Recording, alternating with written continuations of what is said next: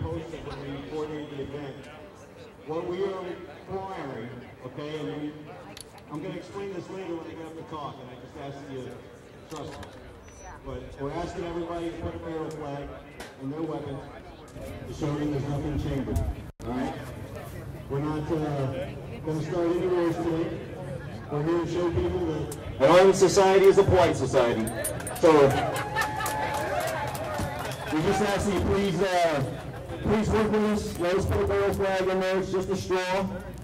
You know, if the Spetsnaz comes down and starts surrounding us with tactical gear, it'll only take a second or two to pull out, but that's not going to happen. So please put a straw in your chamber just to show everybody that you're safe. Thank you.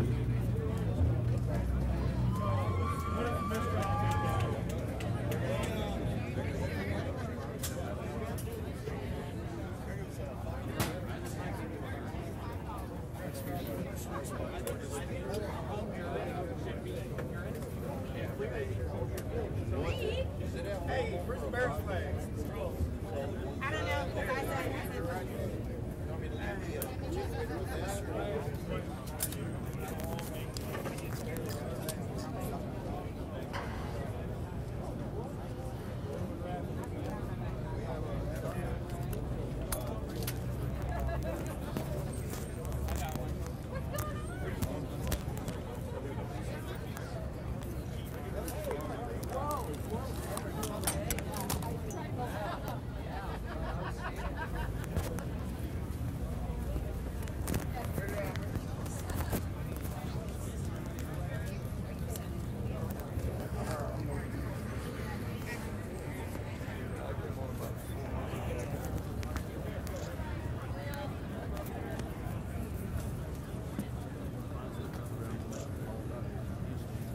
Give me some. Right out of Springfield, Missouri, North Carolina. Harry. Yeah. Okay. You guys are going to start. We're going to start here in just a minute. Can I get this up here near the... All right. Great. Very much.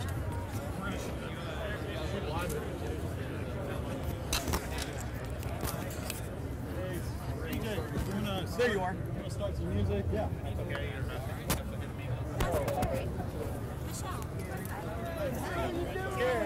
What's up?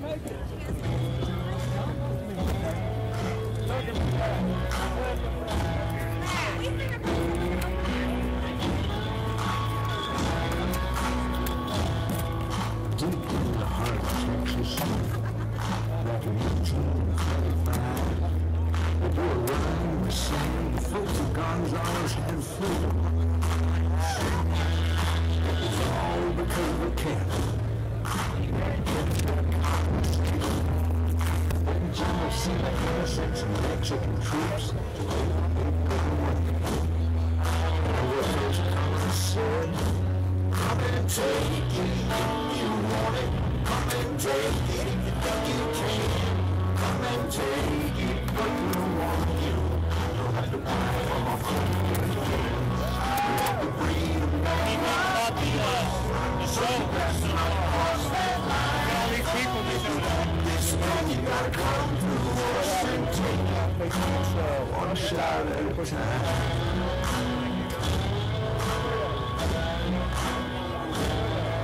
That started a revolution.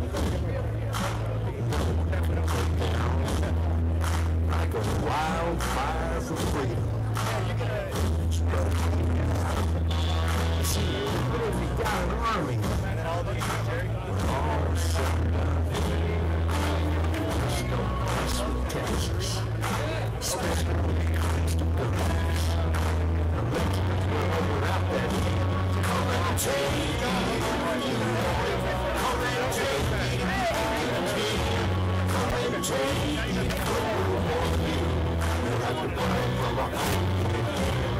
We want the freedom that God gave us, so you best not cross that line. If you want this gun, you gotta come through us and take it one shot at a time.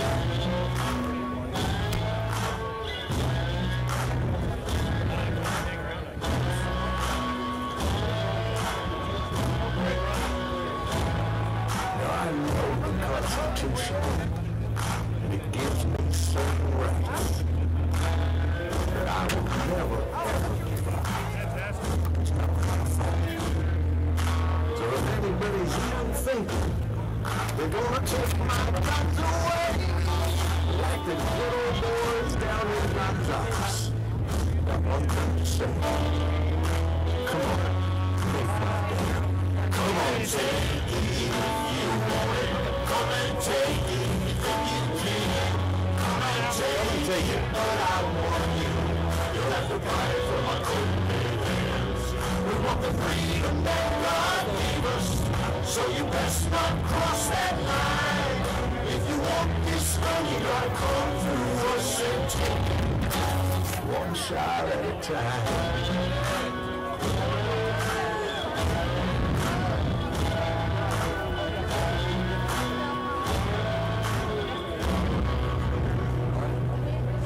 Come and take it, San Antonio. Come and take it, San Antonio.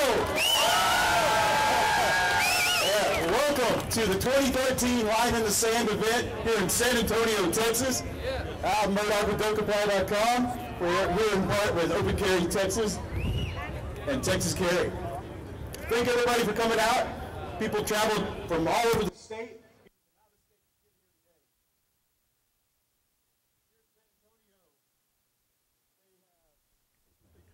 They have encroached on our freedoms, on our Second Amendment rights that shall not be infringed. We came down here to draw the line in the sand and say that they won't. Since we started organizing this event, the local SAPD have already started to change policy in the works. They realized that their ordinances were contrary to the Texas Constitution, to freedom, and an outpouring of fellow patriots like this shows them that the time has come to change back. We want our rights. We want our rights back.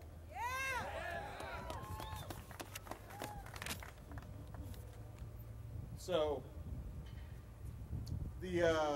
this event, please, I guess CJ Grisham already mentioned it. We're trying to raise the level of safety for everyone involved. This is a family-oriented event. Please chamber flag your weapon and visit the table over here for any and all supplies and cards. Now, CJ Grisham is a prominent military blogger and founder of A Soldier's Perspective, who after his illegal arrest in Temple found himself at the tip of the spear in the gun debate.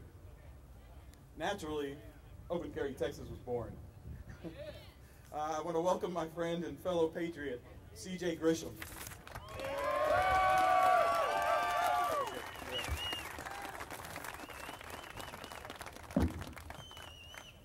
This is amazing.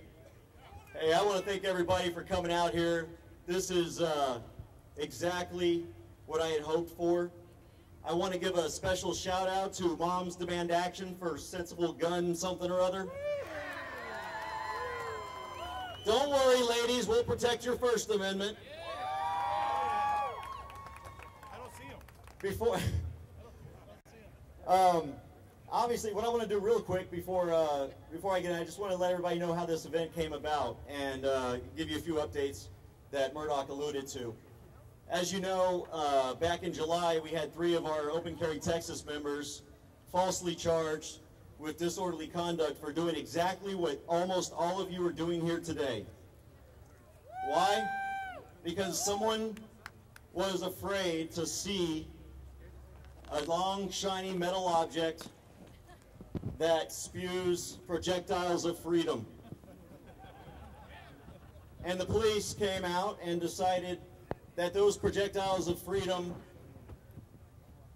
were making people wet their pants. Now, we organized this event, obviously, because when I spoke with the supervisor of those officers, the response that I got is, and we'll do it again. So we told them, Okay, then you're going to have to arrest 1,000 of us.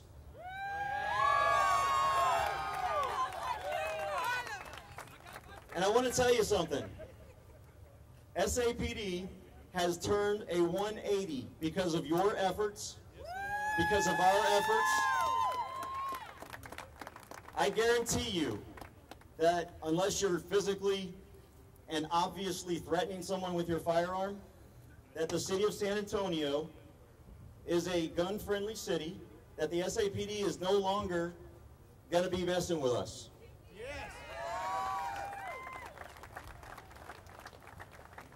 One of the things that we're trying to do here also is, you know, we are not an Open Carry Texas. We are not a civil disobedience organization. I know a lot of people probably think we are, but we do everything by the law. We have studied it. We have researched it. We have lawyers and attorneys that have helped us make sure that everything we do is lawful. And that's what we came out here to do, is to show everyone out here that the sight of a gun is not something to be afraid of, that an armed society is a polite society.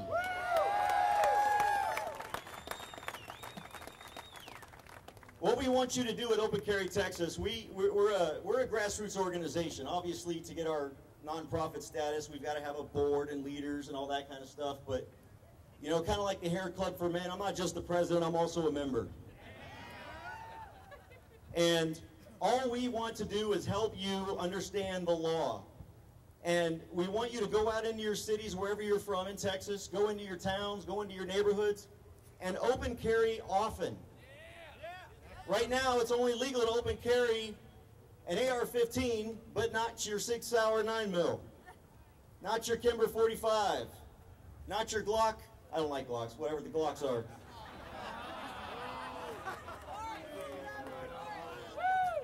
I'm a 1911 guy. And I don't know about you guys, but something just doesn't seem right that if I want to protect myself without having to cover up, I have to carry a rifle around. So if we can condition people to see that people with guns are not the problem, and that they can understand that while we're carrying rifles around and no one's getting hurt, would the state rather us carry rifles and shotguns and AKs and ARs, or would they rather just have us have a sidearm, just like all the armed law enforcement officers around here, so that we can also help protect the peace?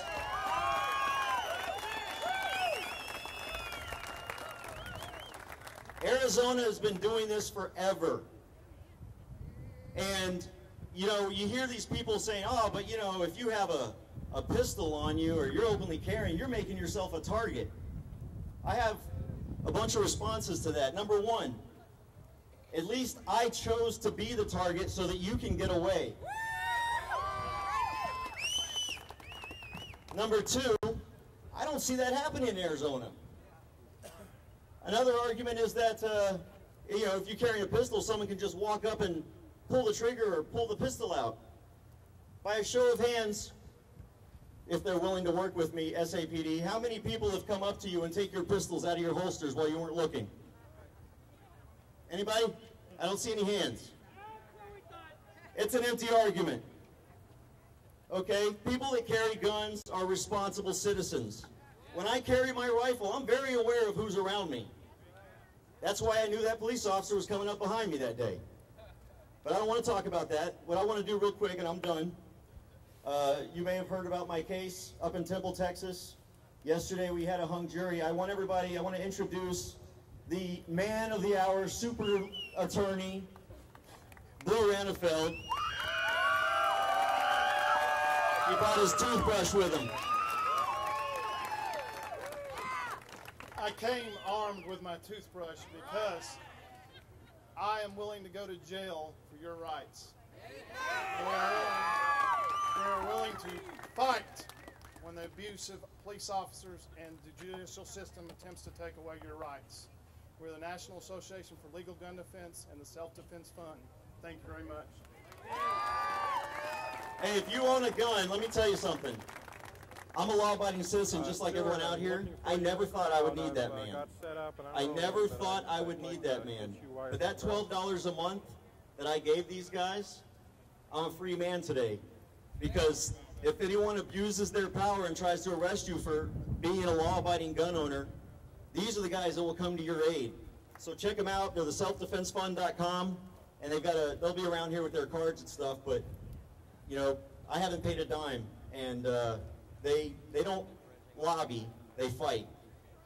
I want to introduce the founder of Texas Carry, good friend of mine, another fellow criminal gun owner that was arrested up at the Austin Capitol for lawfully carrying a firearm, Mr. Terry Holcomb.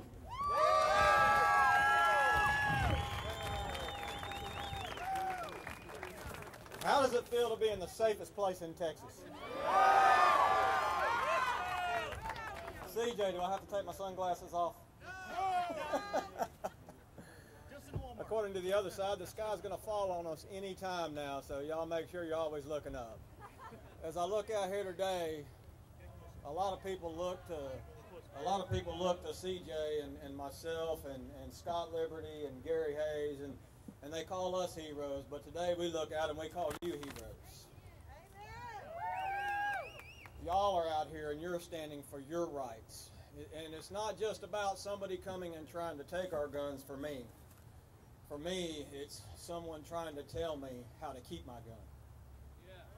Someone telling me how to wear my gun. I'm not going to speak long. I just came to introduce a very good friend of mine. But I do want to send a very clear message because I know they're watching today. Oh, yeah. Joe Strauss and Joe Pickett, you should have passed HB 700.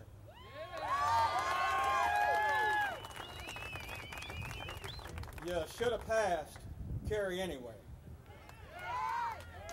You should have passed Campus Carry. And I think most importantly, you should have passed Come and Take It.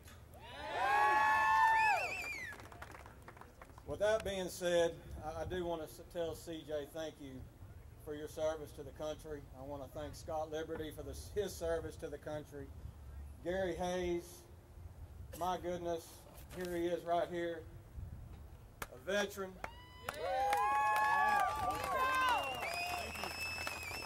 That, as I understand it, was probed by DPS.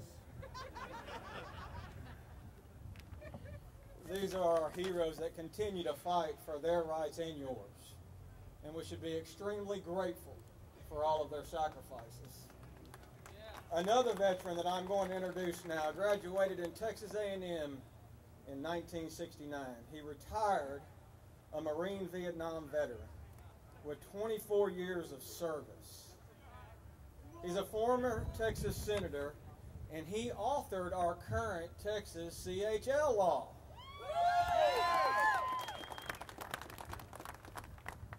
If I had to count who is currently in our legislature that is truly fighting for our rights, I could hardly count them on one hand, but he would be the first. He is currently serving as our Texas Land Commissioner, and he is a candidate for Lieutenant Governor, and I say he is our next Lieutenant Governor, Jerry Patterson.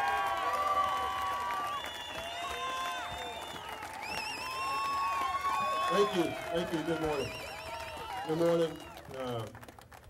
Welcome to the cradle of Texas liberty. You know, 177 years ago, there were about 200 folks who gave their all, right behind me, for liberty. And I think it's illustrative to kind of evaluate the reasons they did that. And of course, the Alamo fell on the 6th of March, 1836, but a few days before that, on the 2nd of March, 1836, they wrote the Declaration of Texas Independence. And not necessarily the gentlemen who were here and who gave their ultimate sacrifice, but the gentleman that wrote the Declaration of Independence. And I want to read something from that document. They enumerated the reasons that they sought independence from Mexico. It's a very inspiring document. But in part, they said, in referencing the tyrant Santa Anna, the following: Mexico has demanded us to deliver up our arms, which are essential to our defense, the rightful property of free men, and formidable only to tyrannical governments. That's what it was about. among other liberties that they also enumerated. And so that's why we're here today, to emphasize our ability and our right to defend those liberties. It's real simple. Not only we have, I see some come and take it flags, it's also interesting that the first battle of the Texas Revolution was in Gonzales when the Mexican army went to Gonzales to take the cannon away from the settlers who lived there. And they said no. They said, come and take it. The Mexican army was unsuccessful in doing that. And then some of those men who were at that battle were also among the Martel 32 that rode to Alamo and came here to reinforce the garrison. And they died here. So some of those who were involved in that come and take it fight also gave the ultimate price for liberty. The Second Amendment, in my view, is the defender of the rest. And you also have to go back to the founders and what they wrote, what they said, what they meant. They were very careful when they wrote our Bill of Rights to emphasize that these rights were not granted by government, that these are God-given natural rights, and that they merely enumerated those rights, the first, the second, the fourth, the fifth, the seventh, the ninth, all of those. They merely enumerated those rights. Because if you accept the premise that government can give you rights, you must also accept the premise that that same government can take them away. So it's not about defending the actions of man and our founders. It's about defending the liberty that we enjoy by virtue of being born free men and free women. Now, you know, it was mentioned that I'm the author of the concealed handgun law, and that's correct. I passed it in 1993. Our governor at that time, Ann Richards, vetoed it. In part, she was beaten because of that veto. 2 years later, I passed it again, 1995, Senate Bill 60. And if you recall the discussion at that time, every editorial board in the state of Texas opined that if we passed the Texas concealed handgun law, it would be blood in the streets, wild, wild west, and shootouts at every four-way stop. So how many of y'all have been involved in a shootout at a four-way stop since we passed that bill? The point is that men and women who are so concerned with obeying the law, you know, unlawful carry of a handgun is generally a Class A misdemeanor. Can you imagine someone who's concerned with not being charged with Class A misdemeanor committing a capital offense? It just doesn't compute. The folks who seek the permit are the folks who, by definition, are law-abiding. Stewart, do you know where he is? Now, one of the problems we had back in 1995 when we passed the concealed handgun law is that many municipalities around the state of Texas adopted ordinances that said no concealed handguns in the city limits, no loaded firearms. I don't know. And while I don't know the history here in San Antonio, what I can tell you is that my suspicion is that the city ordinance that says you can't have a loaded firearm unless you're a police officer or a security guard came out of that 1995 bill when all these municipalities passed prohibitions. My point is today is that the gentlemen who wear blue or the gentlemen that wear whatever color uniform it may be that are involved in our law enforcement are not the ones who make law. They have that sometimes burden to enforce a law that's on the books that they may not agree with. And I will tell you, when we talk about San Antonio PD or DPS, you have to recognize that those cops on the street are not here to adjudicate, to evaluate the constitutionality, to compare a city ordinance to a state law that prohibits that city ordinance. That's not their job. Their job is to enforce the law however bad it may be. So what I say to you is, one of the reasons we're having this event today and it's being so successful is the San Antonio Police Department. I have had many conversations with Chief McManus about, yes, the chief says, I'm with you. This is the Constitution. We believe in your right to do this. We're going to help you make this a successful event. So when we move forward around Texas, continuing to advocate for our fundamental, God-given, natural right to keep and bear arms, any anger you have, focus it at the lawmakers. Focus it at... And you shouldn't even have anger. You should go, focus it at the lawmakers, whether it's city council, whether it's county commissioner's court, whether it's the Texas legislature, the United States Congress, those are where the laws emanate from. Those are where the violations of our liberty come from. It's not the cop on the street. They're just in a bind. They got to enforce a law even if they may not think it's the right kind of law. That's not their job. We're here to celebrate liberty.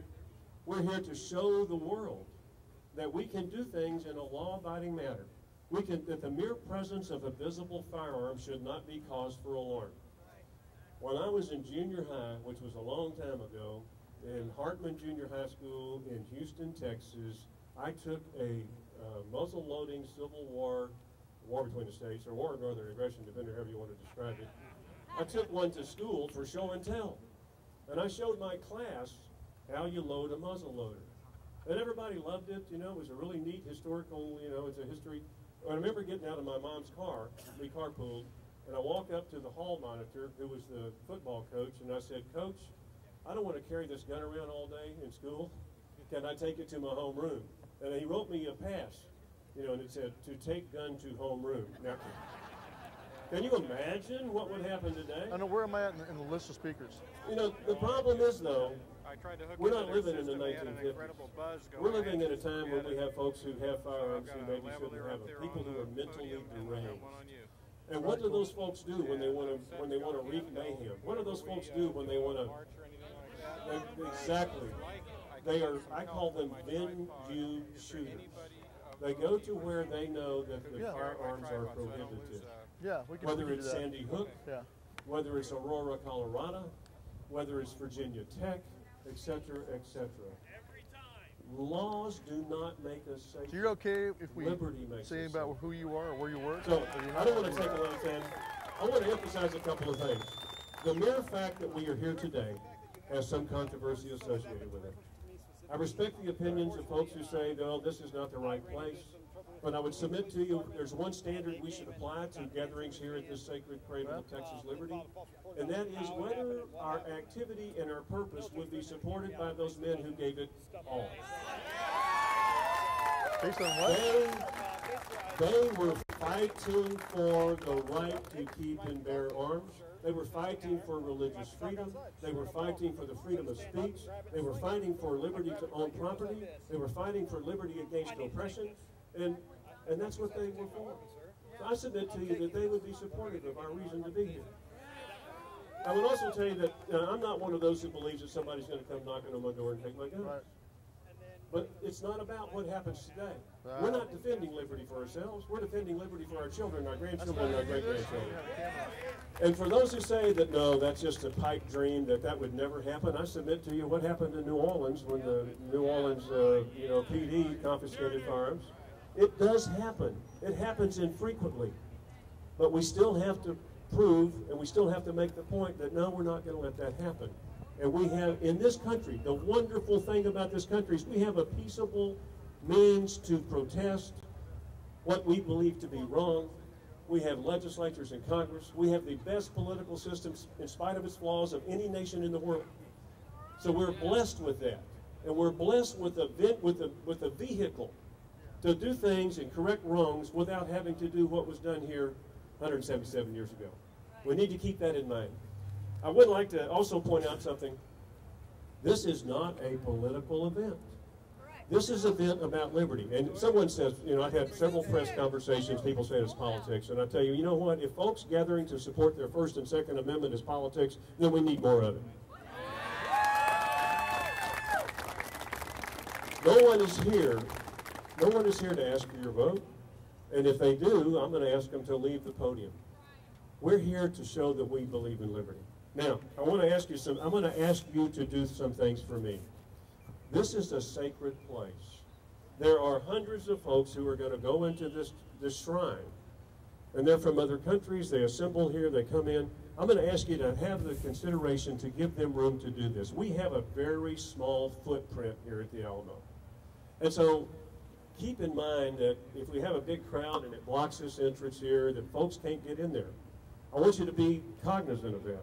We also have some requests about the way we show reverence for what happened behind me. When you go in there, no covers, no caps, no hats. When you go in there, no loud voices, go in there with reverence. When you go in there, I'm asking you not to take your visibly carried firearm. Even though you can lawfully do that, we have a reverence for that location where those men died, and we ask you to comply with those requests. We also ask you, placards, you know, all of that, please keep it out here on the street. We just want, this is a place of reverence. It's like a cemetery. As a matter of fact, this is a cemetery. There were many Indians who were buried right here where we stand in the deal when this was part of the Alamo missions. Please do that. Please show reverence. Please show respect. Please keep standing up for liberty and showing the folks who are looking upon us today and say, ooh, I'm not comfortable, that there's no reason to not be comfortable. I know you'll do that because I know you're here because you're the folks that like to obey the law. All right. I've talked enough. I'm just going to close with a couple of things I'd like to close with. God bless all of you, and God bless the wonderfully blessed and free state of Texas. Thank you very much.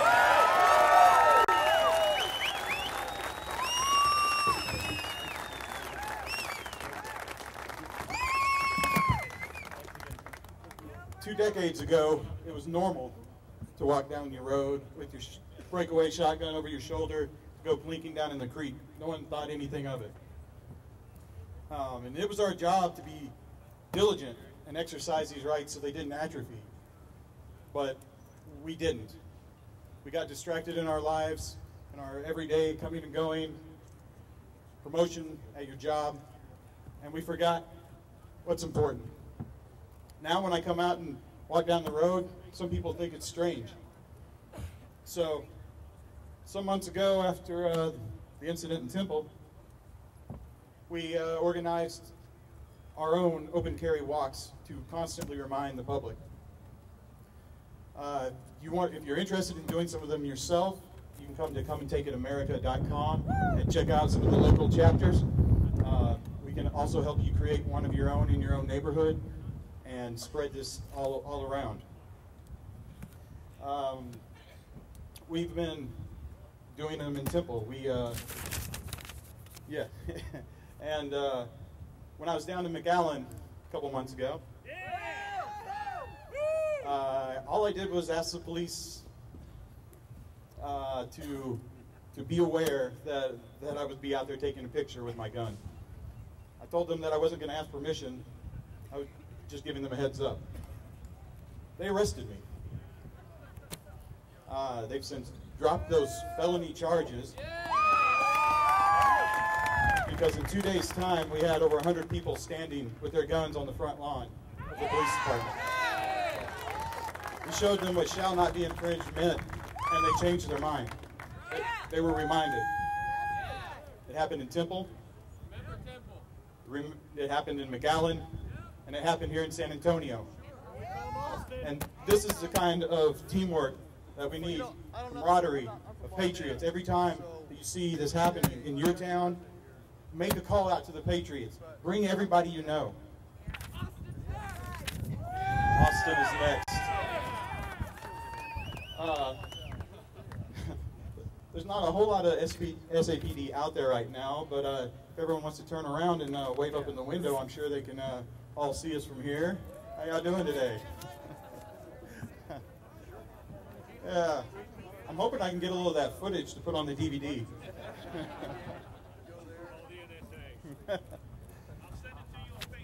Thank you. The next speaker, Matt McCall, is running to be the citizen representative of the 21st District of Texas to restore the hope and freedom that only we as citizens can keep. And let me introduce to you Matt McCall.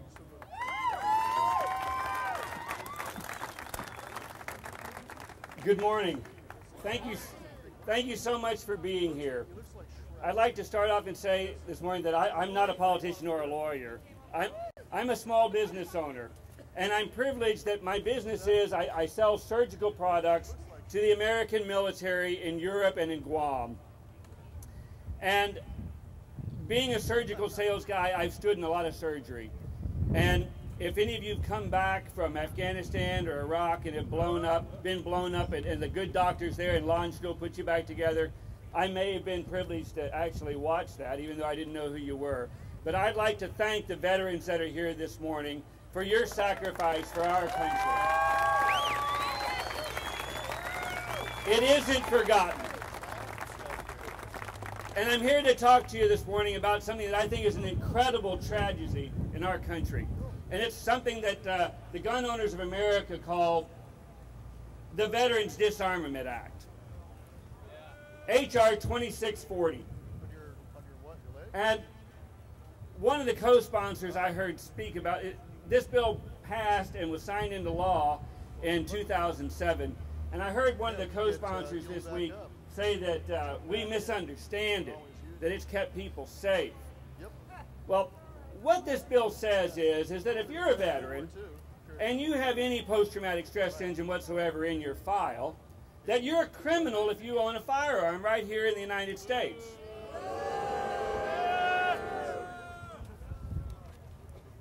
I understand that it also means that if you're a woman and you've been raped and your doctor says you have post-traumatic stress syndrome, well, you're a criminal if you own a firearm to defend yourself the next time. You know, our liberties and freedom are under assault from many different directions. And this is just one of them. And we're here today to protest, to do what law-abiding citizens who care are supposed to do.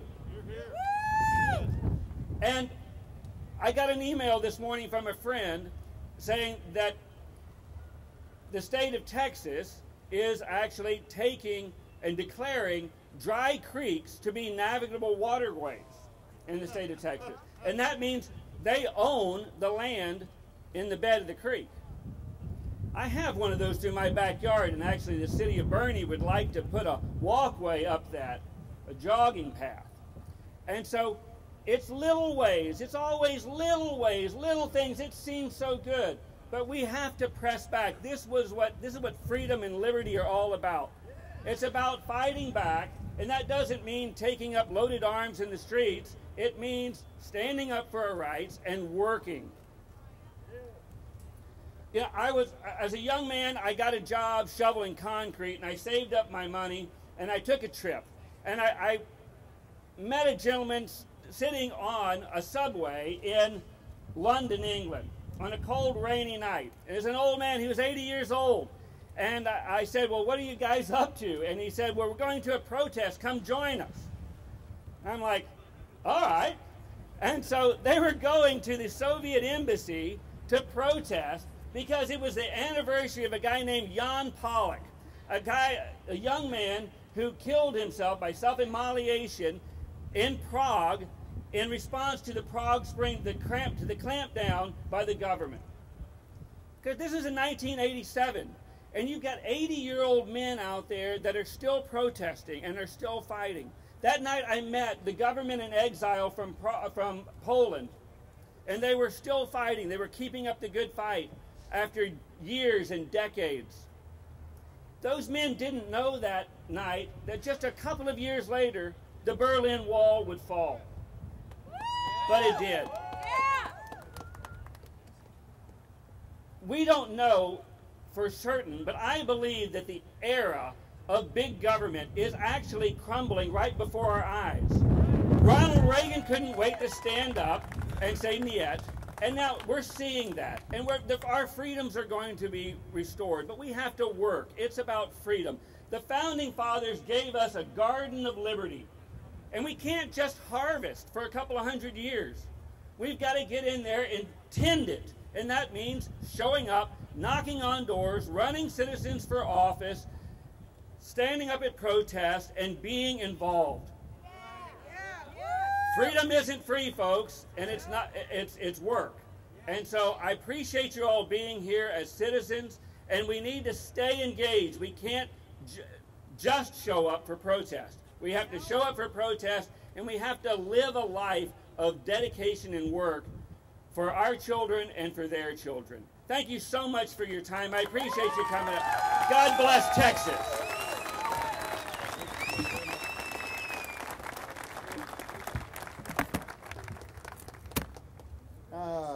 like to remind you guys, definitely remember that this is sacred ground and be respectful when you're inside. Please, no guns inside of the sanctuary and shrine. Alex Jones is an internationally recognized veteran broadcaster, documentary filmmaker, and investigative journalist. Alex's mainstay is his nationally syndicated news talk show produced from his studio in Austin. The Alex Jones Show airs on AM, FM, and shortwave stations all across the U.S. and everyone. Please welcome Alex Jones.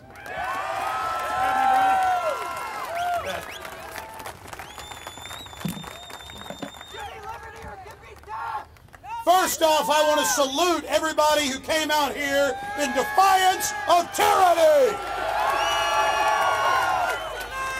Civilizations go one way or the other. You either become more free or you become enslaved.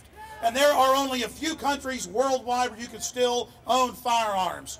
Governments worldwide controlled by powerful anti-free market corporate interests like Goldman Sachs, J.P. Morgan, and others have financed programs from Australia to France, from England to South Africa to disarm the people.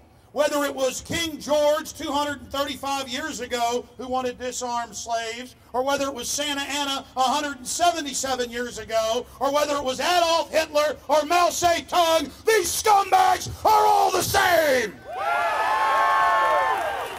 They are bullies that think we're going to lay down to them and lick their boots. I can assure you that if William Barrett Travis was here, or the others that died in this sacred shrine were here, they would give us a rebel yell of liberty.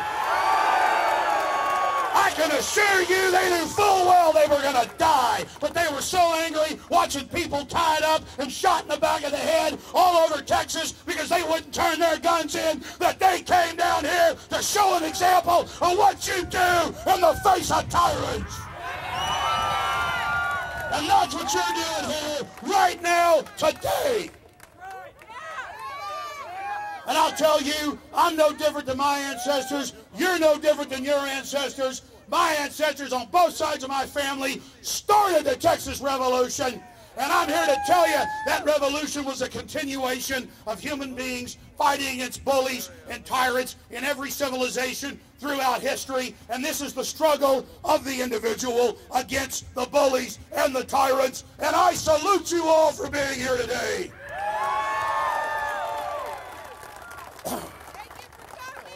This is the heart of 1776. It wasn't one of the reasons that the war against King George began. It was the central, main, final reason at Lexington and Concord. And it wasn't one of the reasons there was a rebellion against the dictator Santa Anna, later thrown out in Mexico proper. It was the main, central reason they met at Washington on the Brazos, where my great-great-great-great-great-grandfather Ayers helped kick the whole thing off to say, we're not turning our guns in, and we're not running, and we're not backing down. If you want them, come and take them.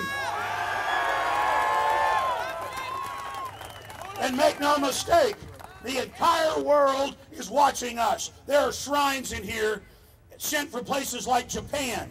And our fight for liberty includes every man, woman, and child, black, white, Hispanic, Asian, old, young. It doesn't matter. You have a right to self-defense, and that's what this is all about. There is a fight worldwide to take your guns. Dianne Feinstein, Handgun Control Incorporated, the few dozen Democratic Party operatives they're going to have marching here in a little while, the so-called moms, they are here to disarm you while Homeland Security buys tens of thousands of armored vehicles and buys billions of bullets and trains with paper targets of little children. As Patrick Henry said, they're already gearing up. They're already getting ready. These weapons are for us and none other. And that's why we're here in defiance. And I will assure you, I will tell you right now, that if the people that died here could see us now, and I believe they can, they would be proud of each and every one of you, and I salute you again. They died for us. And countless others throughout history died for us. I don't normally blow my voice out about 30 seconds, but I tell you, this is sacred ground here, just like Lexington, just like Concord. My friends, it's all about standing up against tyranny, and it is about liberty or death. It is what Travis put in that final letter, victory or death, because the victory, my friends, was the fight for the right to self-defense and not being slaves. I want Mexico today to get a Second Amendment. Do you think Mexico would be the murder capital of the world right now? Do you think they would be the murder capital of the world right now if they had a Second Amendment? They are a countrywide Chicago where only the criminals have the guns. And that's why we need to have 1776 worldwide. That's why. Drink some water here.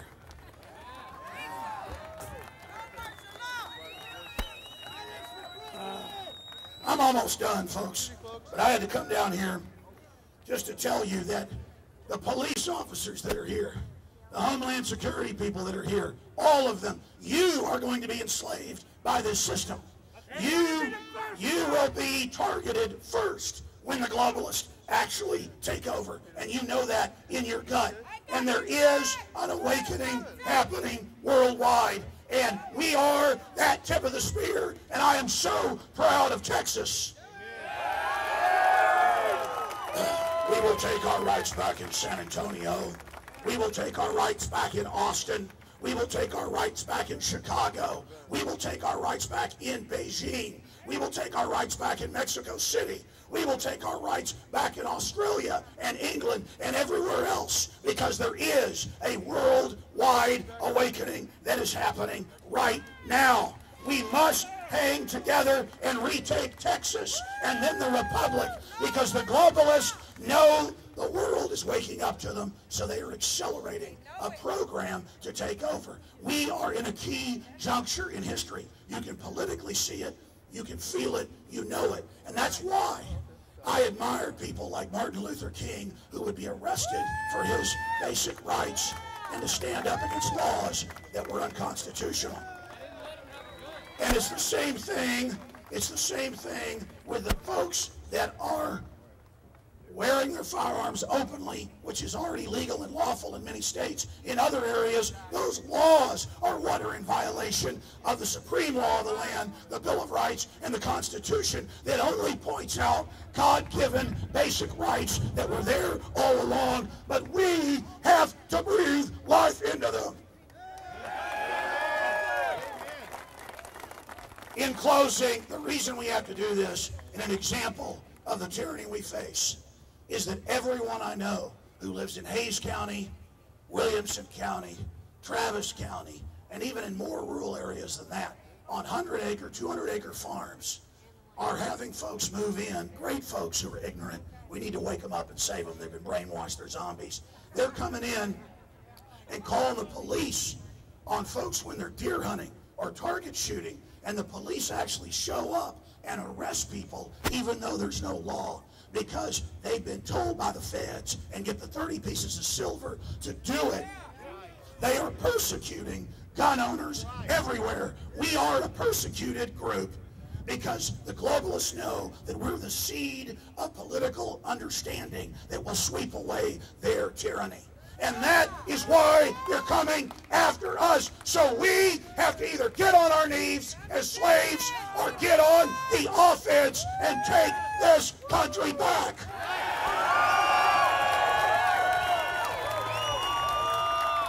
Remember what Dianne Feinstein said.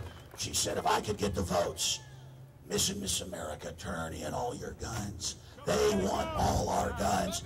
They're not misguided. They're not misguided liberals. They are authoritarians who are arming to the teeth against us. They want to make us their slaves. And to Obama and Dianne Feinstein and all the tyrants like Joe Biden and all those that came before him, you can take my gun from my cold dead hand. In the words of Charlton Heston, but believe me, we're not going to lay down if you offensively attack us. We're going to stand up, just as they did at Lexington and Concord. They didn't shoot first. They didn't ask for the trouble, but they said if they mean to have a war, they're going to have one, because these globalists, they are the usurpers that have come into our country and taken it over. They are the occupiers. They have captured our nation. They brag that they've captured America. Well, to chase Manhattan, to all the big mega banks, you don't run this country. You've stolen it by fraud, and we've identified you, and we're taking the republic back. God bless you all. Yeah! Yeah! And don't be mean to the Million Mile March, all 5 of them. These are pathetic zombies. Just realize they're stupid victims that want us to live like they do slaves.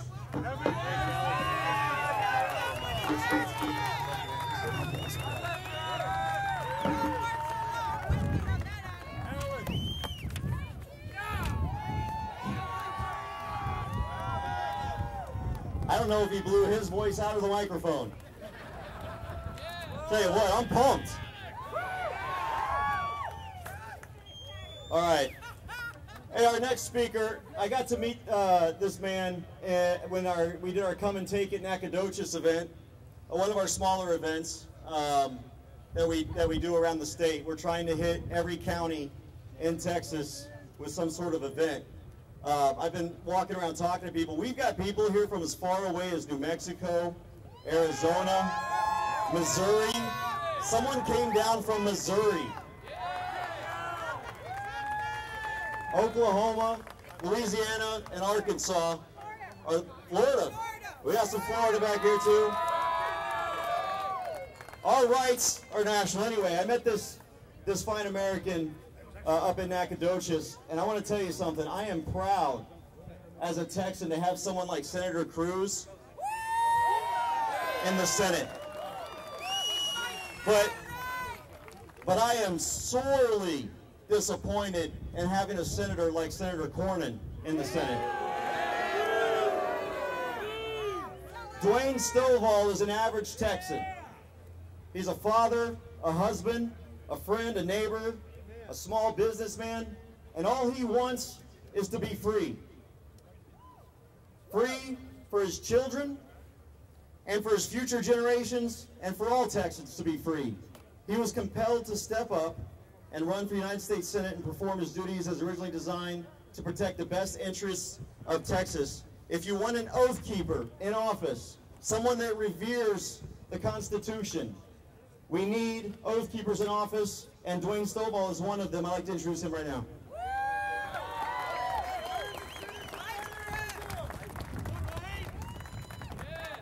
I'm going to tell you what I told everybody at Nacogdoches. There's a lot of long guns here, and there's a lot of concealed here. I'm a CHL holder myself. Stand down with those guns for the first 10 minutes I'm talking, because you're going to get a little upset. We've all been indoctrinated. We've got a century of it. There's a larger issue here. Second Amendment issues are huge, but there's even a bigger one. We've all been indoctrinated into nationalist viewpoints, something that's totally the opposite of what the Constitution created. One of the basic and most defining principles of the Constitution is federalism. For those that don't know what that is, federalism is that the expansive powers reside with the states. You and I as Texans, we're to manage the affairs of Texas. Okies in Oklahoma, Cajuns in Louisiana, and so on and so forth. That is the basis of the republic. As of right now, we have been nationalized.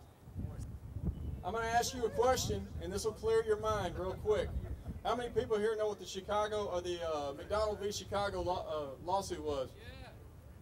Man in Chicago wanted to have a gun in his home for protection.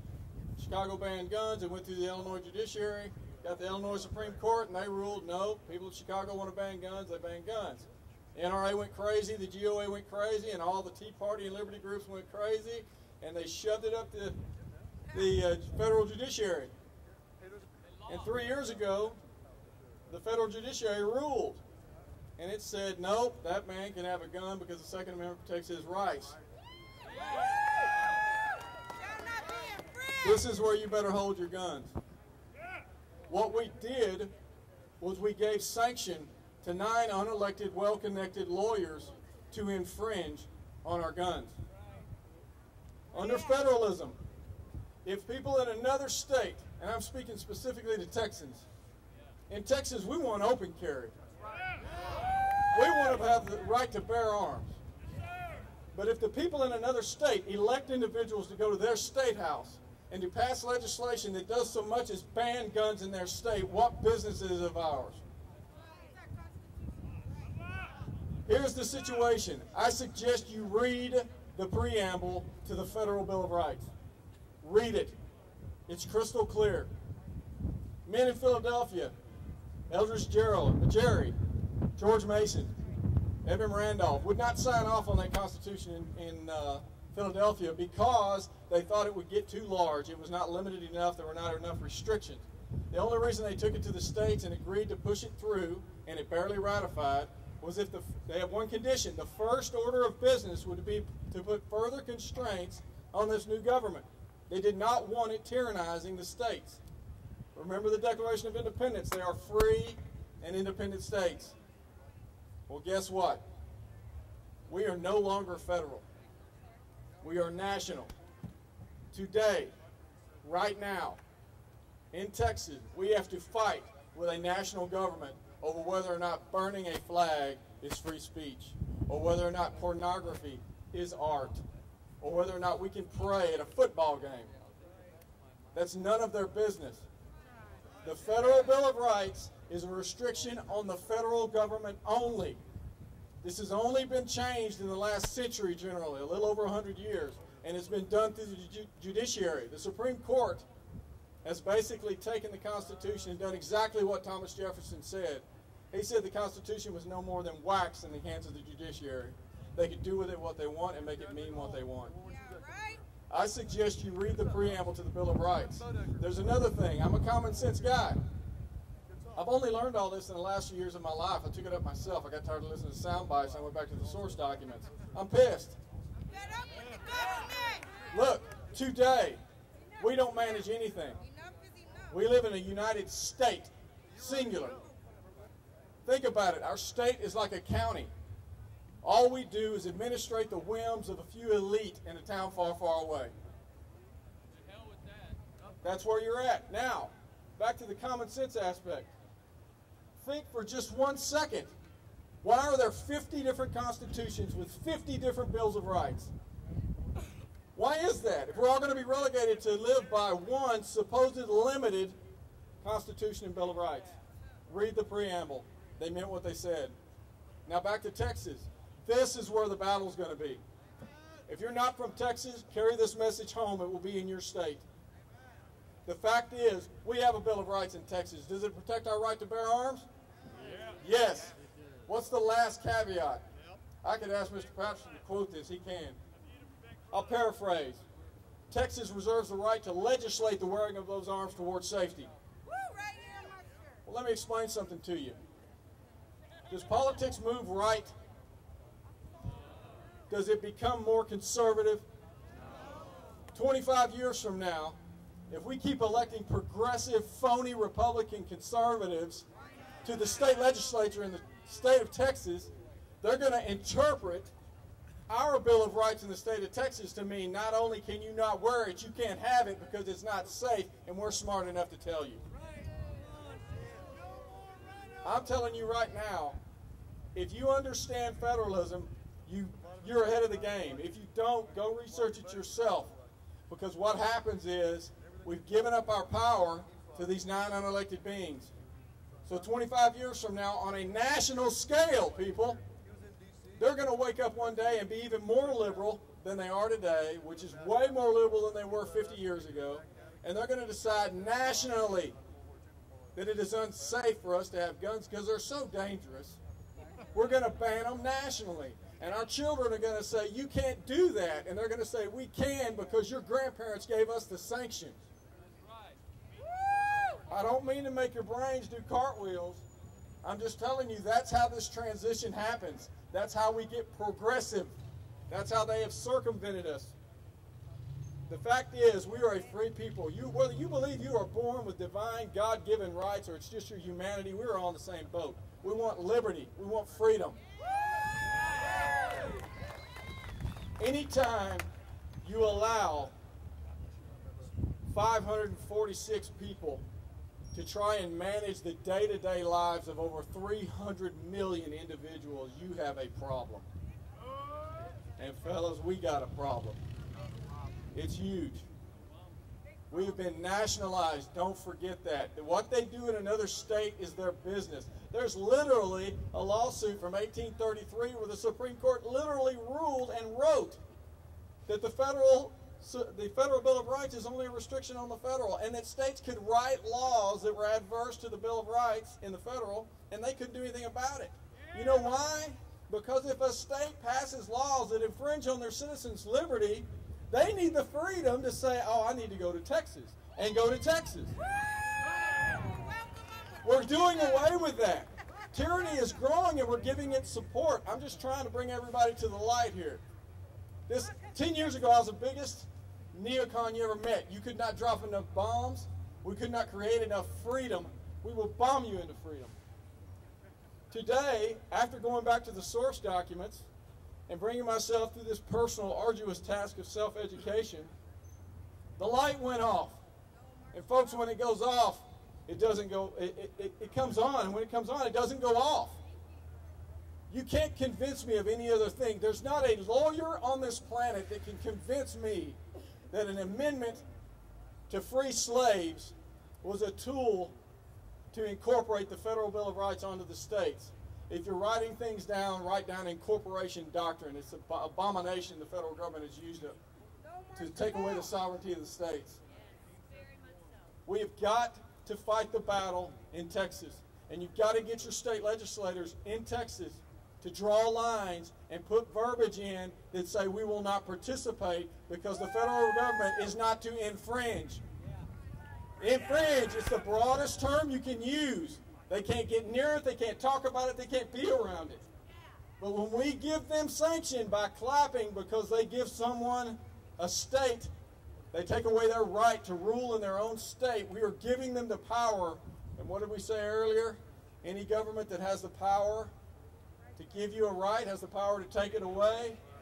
Well, folks, we're halfway down the path. We've already given 9 unelected, well-connected people the power to take it away if they choose to in the future. Now, everybody's going to be scratching your pumpkin about that the rest of the day. But I can't help it. I got to say this everywhere I go because this message is serious. We're being nationalized. And folks, yes, I'm running for a U.S. Senate seat, but that's because that position has been bastardized. That position is to represent the state of Texas only. You understand? That's the undying loyalty you must have. You can't be a nationalist. You've got to be Jefferson. You can't be Hamilton. The situation we have today is grave, and it's going to get worse before it gets better. I'm telling you, as Texans, we've got to come together. We've got to get a hold of the state capitol in Texas, and we've got to get people who are at the federal level who are willing to put their foot down and say we're not going to do this in Texas. Understand? Now look, I'm going to tell you what I see out here in this group right now. When William Barrett Travis wrote in 1836 that he was not going to surrender, never going to surrender, that he was going to have victory or death. A man I highly respect, and I'm a little sad about today. Bum Phillips passed away yesterday down there at Goliad. He wrote about that, and he actually said that when William Barrett Travis wrote that, he thinks he knew what he meant. He thinks he was saying that he and his men were of a hotter fire. I'm telling you, we are the hotter fire. And you better send people to represent you who are willing to die for liberty. And I don't mean jokingly, I mean seriously. That's where we're at. I appreciate the opportunity to talk to everybody. If you got any questions, come see me.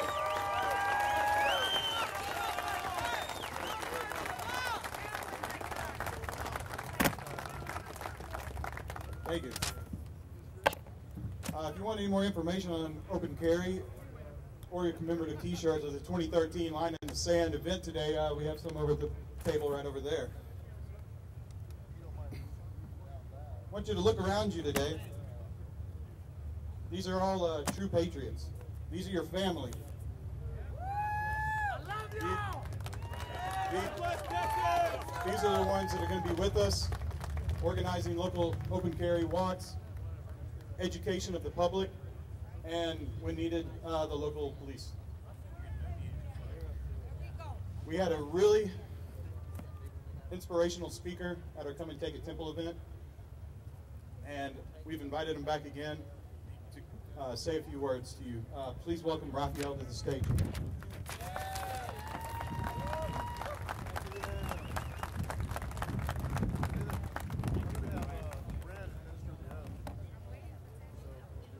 Good morning, Texas!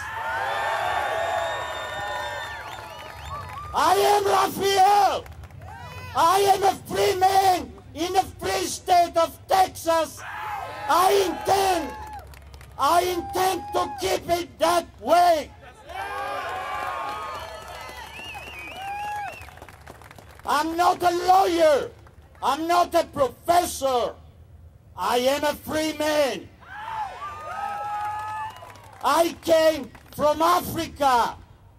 I was born in Africa. I came here the legal way. Not the Obama way. Read my lips. I came here legally. Not the Obama way. I came here in 1970. I served all of you. I served the United States Army. I served the Constitution. I am a free man. Read my lips, everybody. Please understand. A dog with his tail between his legs. Don't speak. Don't say anything. Just do what I tell you. That is not freedom. Do you understand me? It is not freedom. It is control of the people. Thank you. God bless America. God bless all of you. God bless Texas.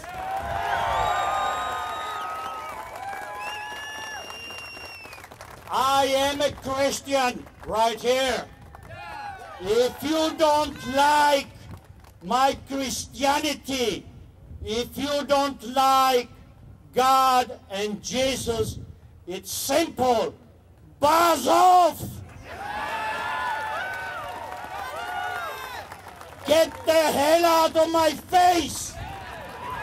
Because you don't have the right to tell me what to do.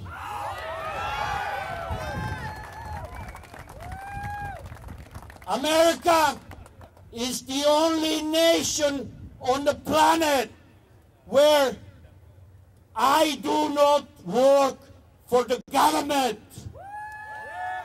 The government works for me. Put it in your head. District of corruption. Hear me out. District of corruption. I don't work for you.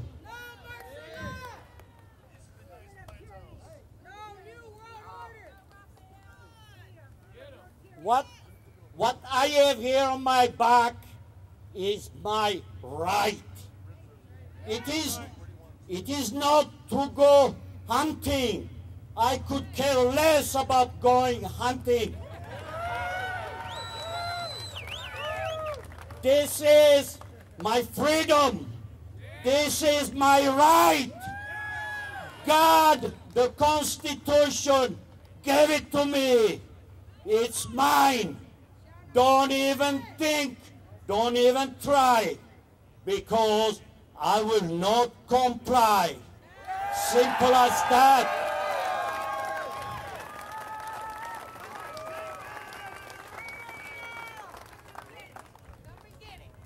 Thank you, my friends. Thank you. Sorry, had I been a few years younger, things would have been different. I am an armed citizen. You better believe it. I got it here. I got it here. It is my right. An armed citizen is a polite citizen. An armed citizen is a law-abiding citizen.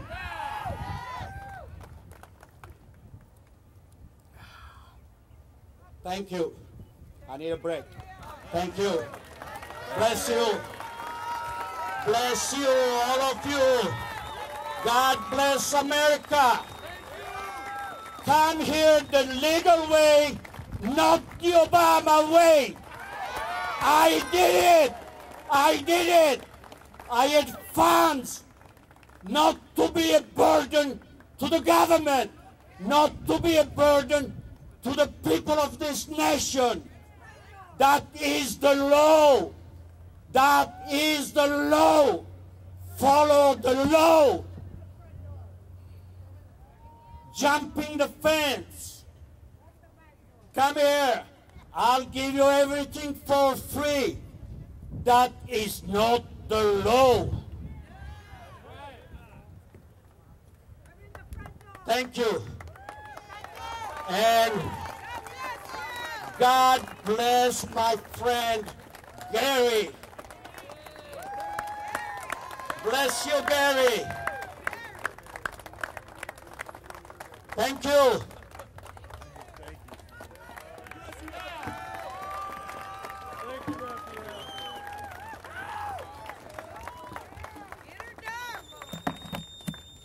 Thank you. Thank you, Raphael. Wow, wow.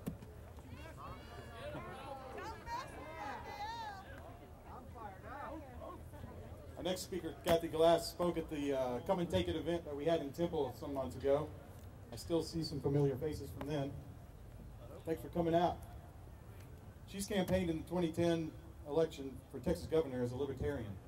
She believes our gun rights are essential to a return to constitutional government by nullifying unconstitutional federal acts. Because the problems that existed in 2010 are even worse, and the remedies are still the same, Kathy is once again running for Texas governor in 2014. She's here to tell us about her plan for Texas independence and how open carry fits into that plan. I'll give you Kathy Glass.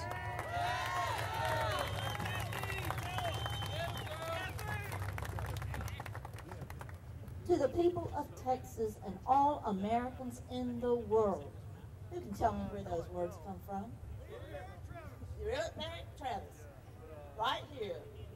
His Victory of Death, letter from the Alamo. We remember those words because they're not just words, but words born of mighty deeds. Deeds that changed the course of history. Because what would America have been without Texas? How did we get to this point? How did we get to the place where we're actually afraid that we're going to lose our liberty, our Constitution, and our country, and our guns? Well, Washington is broken. The two-party system is corrupt and broken. Neither can fix themselves, and they won't be reformed from within. We got to chart a new course, a course away from Washington and outside the two-party system. That's why I'm running for governor as libertarian.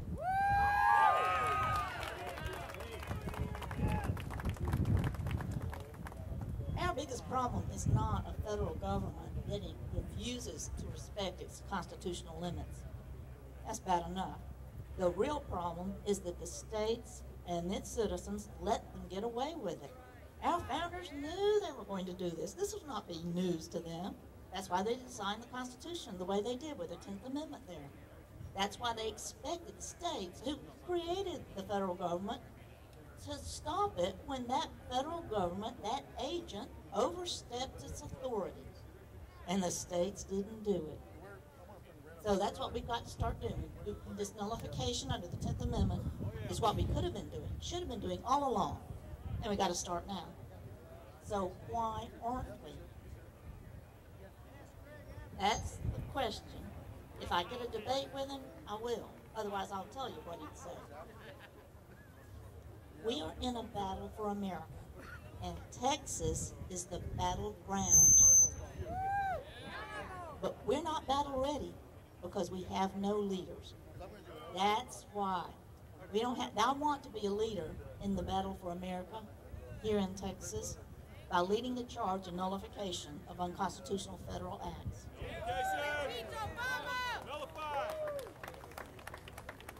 But where are our leaders? Where are our elected leaders? I want to be a leader. I see leaders out here. You. People that are leaders now and can be and need to be. But I don't see our elected officials, except Jerry Patterson. Give him a good applause for that. And Jerry, if you're still here, if for whatever reason that lieutenant governor thing doesn't work out, I'm going to need an adjutant general for the Texas State Guard. But this plan of nullification, I don't have time to go into that, but let me just explain it by referring to a little bit of Texas history. If a federal tyrant demands your weapons against the existing Constitution, what are you going to do? You're going to say, well, what did we do?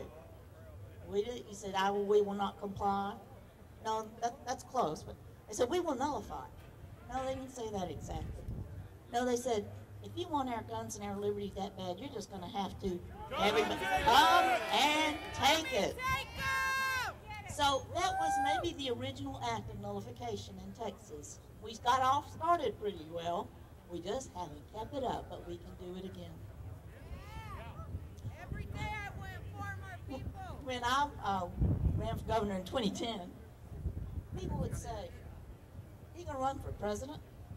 I said, I want to be Texas governor. Why would I accept a demotion? President of Texas! Well, that's funny but true. Because in this plan of Texas independence that I have, and I wish I could go into more detail, but I don't have time. You'll have to come and talk to me about it afterwards. In my plan for Texas independence, every single aspect is geared for the time when Washington is not just broken, but collapsed.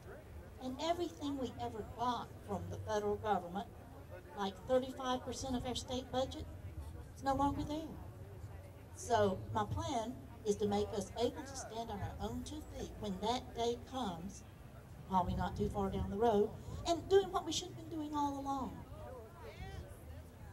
And in this plan, Texas governor is the most important office on the face of the earth. And if you don't know that, if you don't understand the awesome powers and responsibility of this office, you shouldn't be seeking it, and you shouldn't give it to him.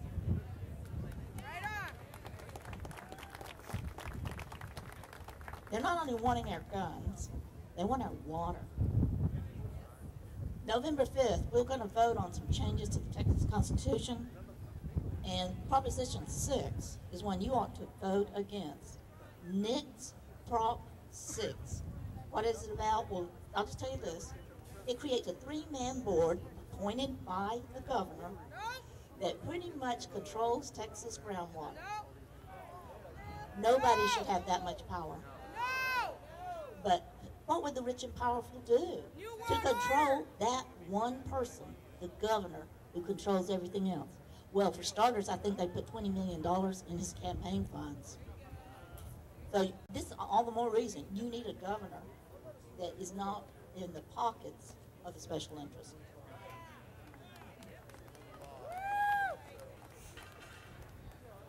Ronald Reagan said, there is a place from which we will not retreat. There is a place to which they may no longer advance, they being the forces of tyranny. There is a price we will not pay. There is a cost too dear. Well, the place from which we will not retreat, our line in the sand is in the shape of the state of Texas. They may no longer advance here. Yeah, the forces of tyranny have got Washington, D.C., I can see that. And they may have New York and California and New Jersey. But we need to tell them this in words so clear, a voice so loud that they can hear it in Washington, D.C. You can't have our guns, and you can't have Texas.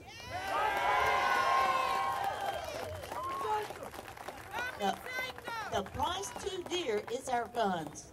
That's why I like this open carry phenomena.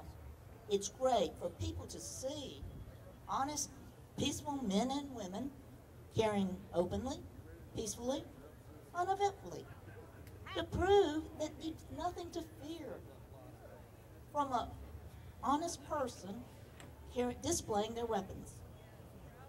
And apparently some of our law enforcement and some of our elected officials need to learn this lesson too. But we're good educators, aren't we? But they also need to know that there is something to fear when citizens are afraid to display their weapons, because this is an essential part of nullification. And if we're going to be pushing back on unconstitutional acts, we hope that that remains a peaceful process. It can be and it should be. But we also know that if you're going to walk softly and carry a big stick, your enemies have got to know that you've got the big stick. And it's like Admiral Yamamoto said, why Japan couldn't invade America. There'd be a gun behind every blade of grass. And I say, one, we're Texans. We've probably got 4 or 5 apiece that we know about. Ronald Reagan said in that same speech that America is freedom's last stand. Well, we know that Texas is America's last stand. Reagan also said,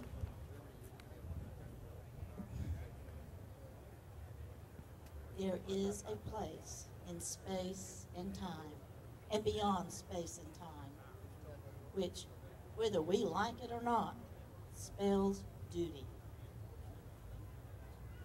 These men at the Alamo probably didn't like it, but they did their duty. They knew their duty, and they did it.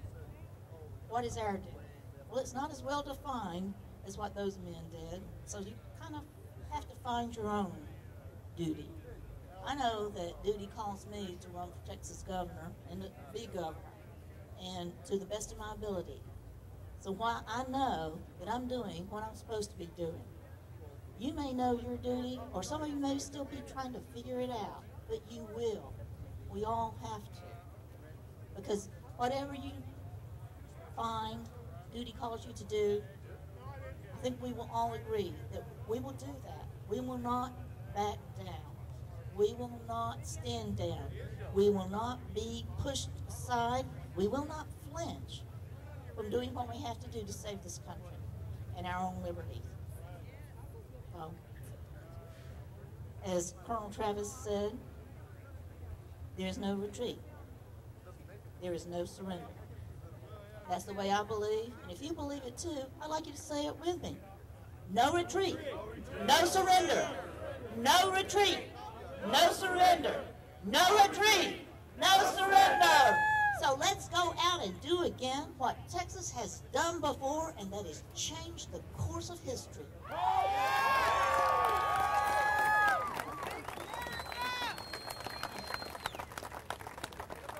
I have staff passing out literature. I'll be glad to speak with any of you. Or check me out on kathyglass.org or Facebook, Kathy Glass for Texas Governor. Thank you. Thanks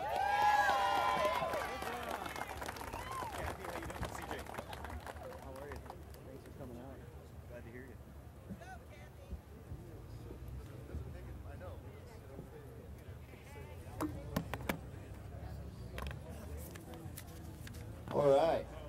ain't tired yet, are you? Right. Tired of not having freedom. All right, our next guest. I kind of mentioned these a little while ago as a, most of you might know I'm in the Army, been in the Army 19 years. And when I joined 19 years ago, I took an oath to support and defend the Constitution of the United States against all enemies, foreign and domestic. I didn't just do that to get college money. I didn't do that because I wanted a government job or anything like that. I did it because I love my country. And I love my Constitution.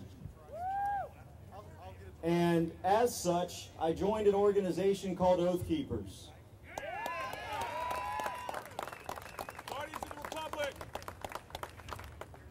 Oath Keepers, you've probably seen the shirts around. I'm going to let them talk about it.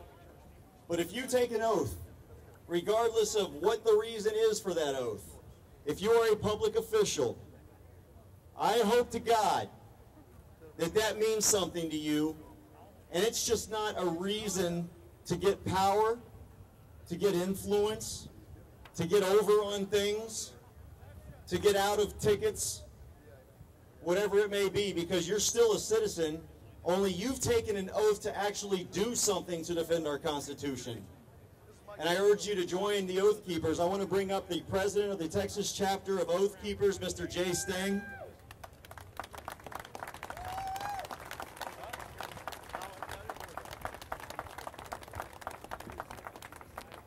After you is going to be Stewart and then Wren. Yeah. How y'all doing today? I love every military service out there, but I want to call one out in particular. How many United States Marines we got out here? U.S. Marines. Yeah, there are the few, the proud, right? There are not too many of us. It's all two of us. I think there may be two more somewhere. Hoorah. My name is Jay Steng. I'm the chapter president of Texas Oath Keepers. And in the time I have today, what I want to talk to you about is the Second Amendment. Consider, for example, the first phrase of the Second Amendment, a well-regulated militia. That phrase has probably caused more controversy and discussion than almost anything else in the Constitution over the past 150 years, right? What does well-regulated mean? Well, what does it mean today? You probably have a picture in your mind of the DMV in your mind, or the driver's license office, right? Is that really what it means? What did it mean in 1789 when they wrote that? It meant well-trained, well-armed, well-prepared, and in proper or regular working order. How many of you were hanging out at your grandma's house and you saw the clock on the wall that says regulator? What did that mean? Did it mean that it made sure the time was ticking away correctly? No, it meant that it was working in regular order and it worked properly, right? That is exactly what well-regulated means in the Second Amendment. As an example, 60 years ago, what did the word gay mean? What does it mean now? Oh, something a little different, right? So, think about that. In 1789, well-regulated meant everybody was well-trained, well-armed, and well-prepared. And then the militia, of course, is every able-bodied person in the country ages 18 to 45. And you look at this in Title 10, Section 311 of the United States Code. And then you'll also learn that the National Guard is not and never was part of the militia. It was federal from the beginning. So when the National Guard puts up their poster that says we're 370 years old, I urge you to call the National Guard and say you're full of crap. And then you will talk to a Chief Master Sergeant who disagrees with you, as did I. You need to read what the Second Amendment says, and you need to read what it meant back in 1789. There are two forms of dictatorship on this planet. There's a civilian form and a military form.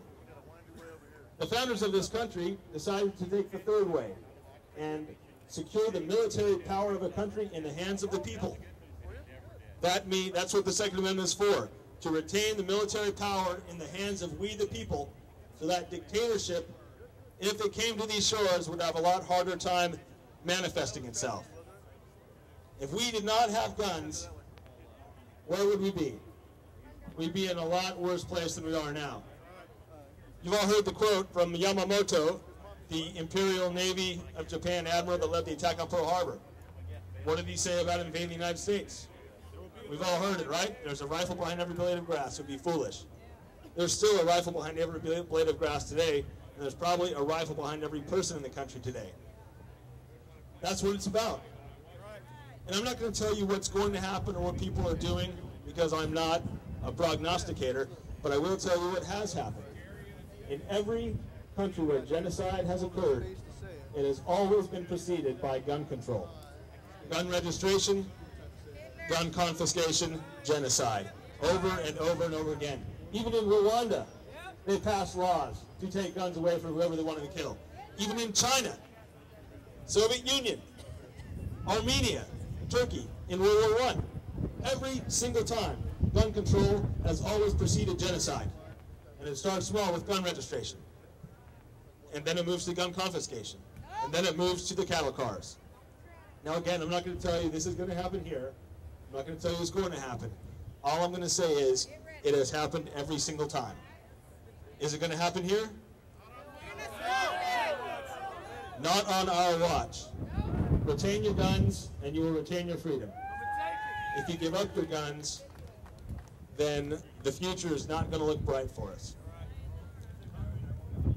But what did the founders say that a well-regulated or a well-armed, trained, and in regular working order militia was necessary for? The security of a free state. And they're right. Without free men owning weapons, the security of a free state is in question. We didn't always have a large standing army or standing Marine Corps or Navy or Air Force. For most of our history, the military was only maybe 50,000 people.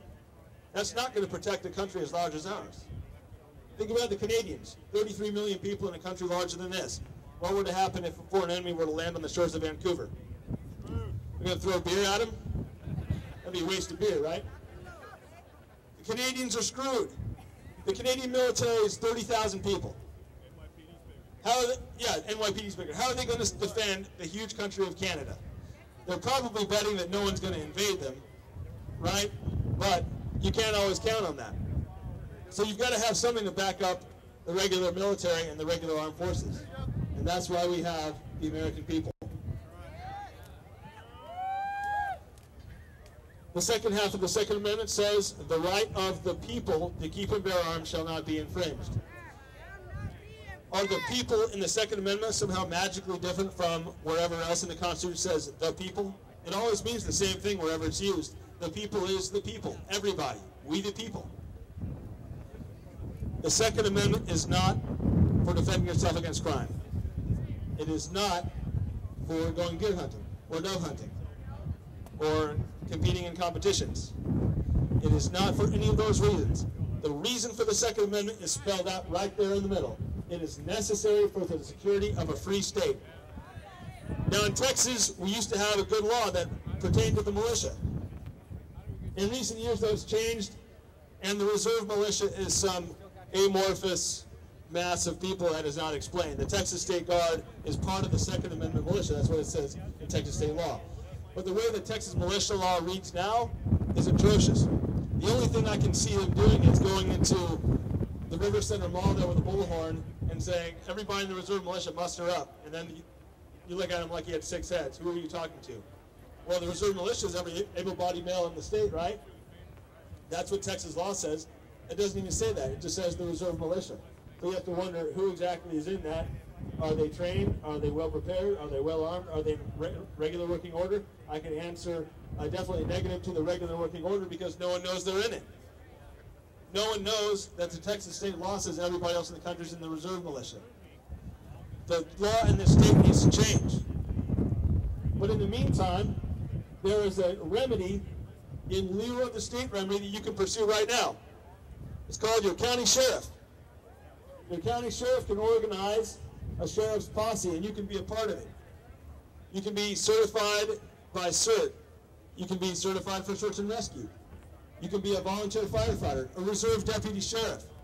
There are so many opportunities that we can work towards to restoring a true constitutional militia in this country. And that is what we need in order to remain free. Call your local sheriff. Find out where he stands on the Constitution.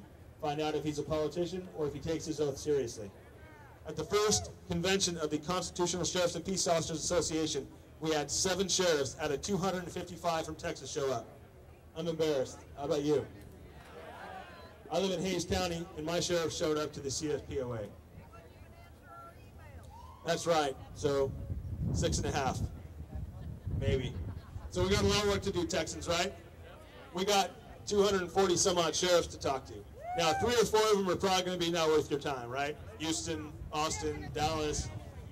But we'll talk to them anyway, because they need to know that they are not doing their jobs. And they need to know if they're not doing their jobs, they might get kicked out of the next election. Isn't that right? We still have the ballot box and the soap box. We got a couple other boxes. But let's work with the ballot box for right now. And if you are a military veteran in this crowd and you have not joined Oath Keepers, I see a couple active duty Air Force guys walking around here. If you're an active duty Air Force guy and you don't know what Oath Keepers is, you need to go to the internet and check us out. And if you're standing in this crowd with a rifle and you are not a member of Oath Keepers, what are you waiting for? What are you waiting for? Get her done. Join Oath Keepers. Swell our ranks. But if you are a card-carrying member of Oath Keepers, you're just the tip of the iceberg. We have no idea what our true numbers are ideologically, and that's how we want it. Because if we don't know how many of us there are, nobody else does either. And the whole idea is that if someone gives, and it doesn't matter what political party they're from, it does not matter. Equal opportunity, destruction of the Constitution happens on both sides of the aisle. Sometimes they even reach across the aisle to do it, right? If they give an order that is one of our 10 orders that should not be obeyed, we want to introduce a reasonable doubt in their mind that that order will be carried out. Because none of them know how to operate an Abrams tank or drop bombs or calculate a dope for the next shot. They're totally dependent on the guys that actually carry out those orders. But if they have an idea that those orders might not be carried out, they might never give those orders. And that is the best solution, isn't it? We don't want those orders to be given. And what we've learned from talking to a lot of people is that up to 75% of everybody in this country's special forces is on our side. And up to 30% of the regular armed forces is on our side. I'll take those odds any day. Any day of the week. But why stop at 30? Let's hit 40. Let's hit 50. Let's educate every single person who has taken the oath to the Constitution, and let's tell them what they took an oath to and why they took it, and that they have an obligation, an individual obligation, to keep their oath. We applied that to Nazi war criminals who weren't even Americans, right? We told them, just following orders is not an excuse. Off to the firing squad with you. They weren't Americans. They never sworn an oath to our Constitution, but we still held them to that standard. Just following orders is not an excuse. What do the Park Service Rangers say in all the national parks that were closed? I'm sorry, we're just following orders. Sorry I shot your grandma, I was just following orders. Is that acceptable? No! Just following orders is never acceptable. Disobey. Peacefully disobey. Tyranny will not happen unless unconstitutional orders are followed. In our ranks, in Oath Keepers in Dallas, there's a man named Gunter Spence, who was a lieutenant colonel in the East German Army in 1989. He was the commander of the East German Infantry Battalion that kept the security of the Berlin Wall. He got a phone call one day and said, Lieutenant Colonel, there are people trying to take down the Berlin Wall, kill them all. And he put down the phone and said, 9. And the wall came down. He lives in Dallas, Texas. Watch this video on oathkeepers.org. And you can see what one man who says no can do. You think you're just one guy, you are. But one man saying no can change the world. I'd like to introduce next the founder and president of Oath Keepers, who is a disabled Army paratrooper. He's a Yale-educated lawyer. He's a former Ron Paul congressional staffer. But he was in the Army. Stuart Rose, come on up. He's also borrowed one of my rifles. Hey, Jay, actually, Mike Vanderboom's going to go next. My bad. Yeah, we're going to Mike's first. Stuart Rhodes is a pretty awesome guy, but before that, I just had an in-flight change. Mike's going to go next. Go ahead and go back down. Oh, you're kidding. Yeah, go ahead. We can switch it. I don't really care. Go ahead. Go ahead. Sorry, folks, we got confused. He's a Marine after all. What do you want? All right, who's next? Mike Vanderbilt. All right, come on up, Mike. Or CJ. There you go, Master Sergeant. Sorry, I'm doing an interview. All right. Anybody lose some gloves? Speakers? Got some gloves up here. All right. Our next guest I'd like to introduce is Mike Vanderbilt from Alabama. And he's been a Second Amendment activist for more than 20 years, almost as long as I've been alive. He's the founder of the 3% movement, and he's also a citizen journalist. With the help of fellow blogger David Cotria, he broke the Fast and the Furious scandal story on the internet in December 2010 with his blog, Sipsy Street Irregulars. I want to introduce Mr. Mike Vanderbilt.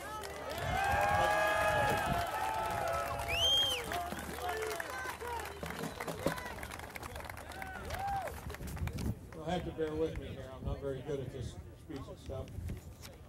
I have to write my speech and then read it.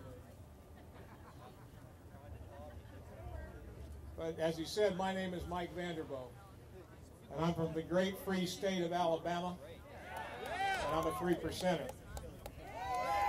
This is not the first time Alabamians have come to Texas in her hour of need. There's an Alabama flag hanging in the building behind me there, marking the sacrifice of Alabamians here at the Alamo. But that was the least of my state's losses in your War of Independence. After the surrender and massacre at Goliad, it is said that every single planter family in northern Alabama along the Tennessee River went into mourning, grieving for their lost sons whose lives were squandered by Colonel Fannin. Alabamians have since then been a little more than skeptical about Texas colonels. But for myself, I expect to make it back to Alabama in one piece, although I suppose that's up to the city leadership of San Antonio. For those of you who don't know me, if you need to pigeonhole my politics, I consider myself a Christian libertarian.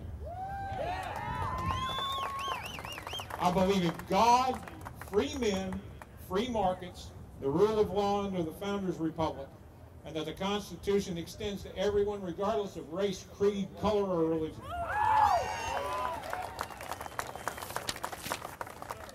I most especially believe in the right of the people to keep and bear arms as the ultimate guarantor of liberty. I've also been called a seditionist by members of the current regime. If faithfully fulfilling my oath to the Founders' Republic and unrelenting hostility to those who would undermine and overthrow it makes me a seditionist, then I cheerfully plead guilty. The 3% movement I founded has been denounced by that paragon, of moral virtue, Bill Clinton, and I'm a perennial honorable mention on the Southern Poverty Law Center's list of dangerous folks. Oh, yeah. I have even been the subject of an 18.5-minute rant by Rachel Madcow on MSNBC. And the current Attorney General of the United States knows and despises me by name because of the Fast and Furious scandal that with my friend David Cotria I broke news of on the internet.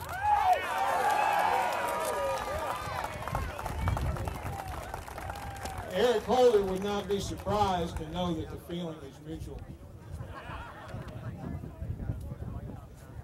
Now, the Coalition to Stop Gun Violence calls me an insurrectionist because I don't believe, as they do, in a government monopoly of violence, but rather in a literal interpretation of the Second Amendment as a bulwark against tyranny. Well, as my friend Kurt Hoffman says, it is better to be despised by the despicable than admired by the admirable. And I suppose today will only reinforce my enemy's opinions of me, but I think I can bear the burden.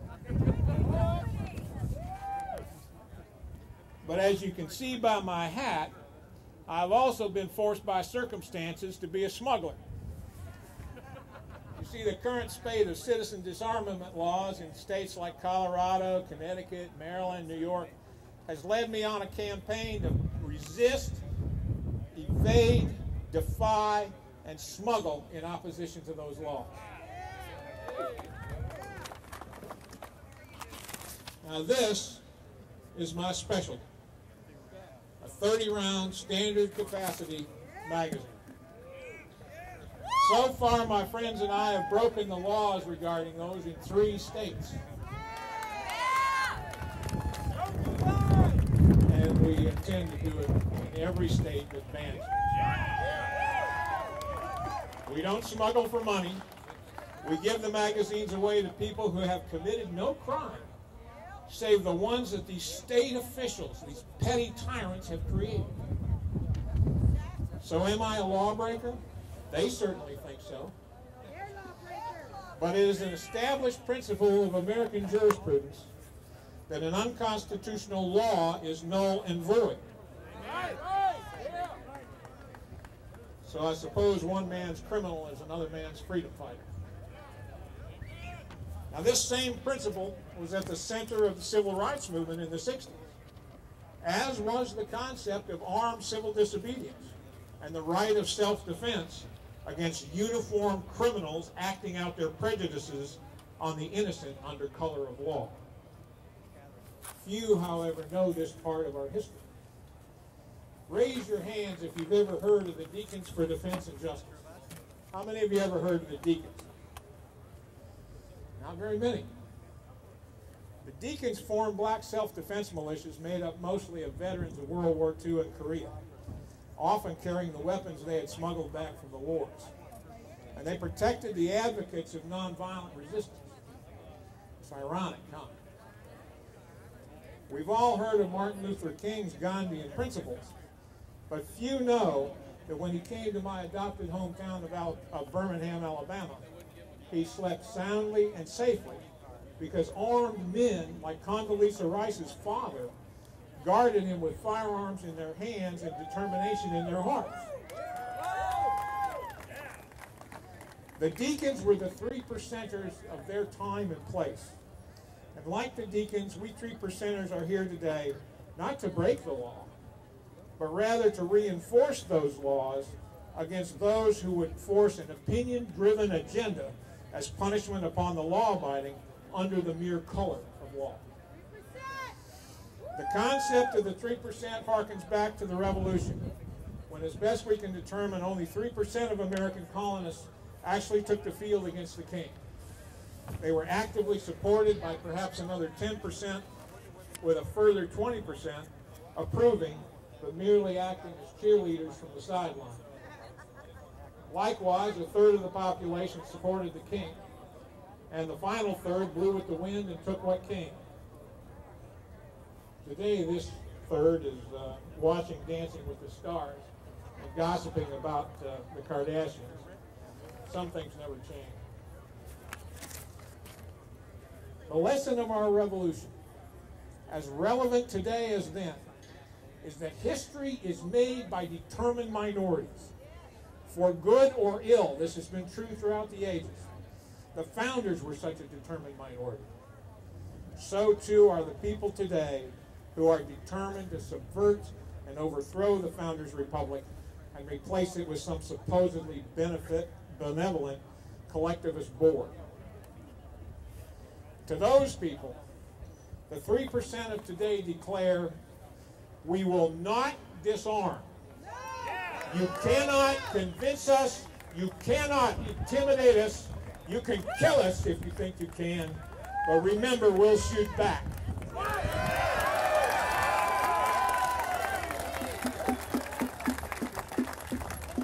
And I might add, there's more of us than there are of you. And we're not going away. So, it's your move, Mr. Wannabe Tyrant. It's your move. You know, another way of putting this is that when democracy turns to tyranny, the armed citizenry still gets the vote. This is not sedition. This is not insurrection. It is a philosophy that the founders embodied and would endorse today. The men who died at the point of Mexican bayonets behind those walls would endorse it as well. This philosophy does not even constitute revolution. We don't want to overthrow the government. We simply want to restore it to the founders' model of what a republic should be. It is that determined minority of so-called progressives, the statists, the collectivists, call them what you will, who have spent the last century waging a quiet revolution against the Constitution and the rule of law, embodied by the Founders' Republic. Thus, if you wish to be precise, we are the forces of counter-revolution to the collectivist revolution.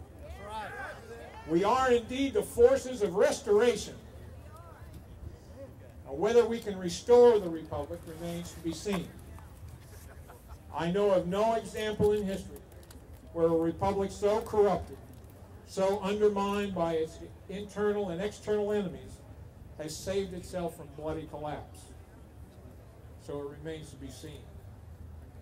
But I do know we must try. There is abroad in our land a growing thought that America is now in fact two countries sharing a common border and mostly a common language, but divided along the answer to this question: does the government serve the people, or do the people serve the government?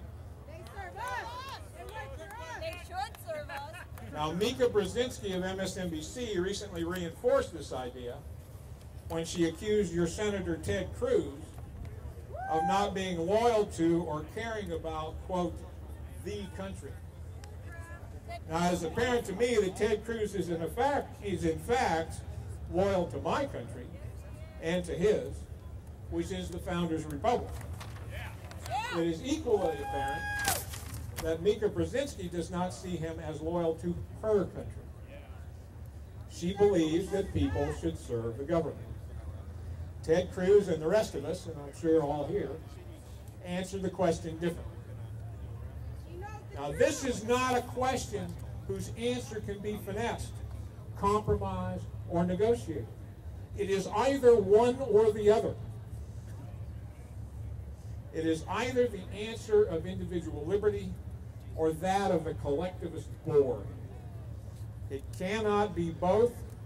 It cannot be part of either. Now, for our part, we'd be happy just to be left alone. But the collectivist impulse, the tyrannical appetite, cannot be readily denied by its practitioners. It is an addiction for which there is no easy 12-step program. And those who possess this insatiable appetite for other people's liberty, property, and lives can only be deterred by the compelling and credible counter-argument that such appetites come with personal consequences for them, consisting at the least of a bad case of indigestion and, if necessary, broken teeth. So, are we irrevocably two countries and not one? We are here today to test that theory. We are here today to learn whether we are two countries or still one, united and indivisible under the Constitution and the rule of law. And I might add that we have the officials of San Antonio to thank for that.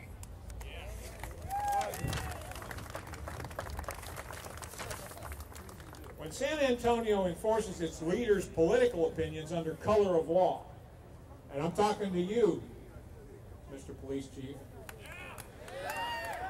they are no better than Bull Connor in Birmingham in 1963, 50 years ago. What we have seen here in this city of the Alamo is not law enforcement. It is agenda enforcement under the color of law, which is itself illegal and unconstitutional. When Police Chief William McManus is quoted as saying that he doesn't care what Texas law is, He is declaring himself to be the modern-day Bull Connor.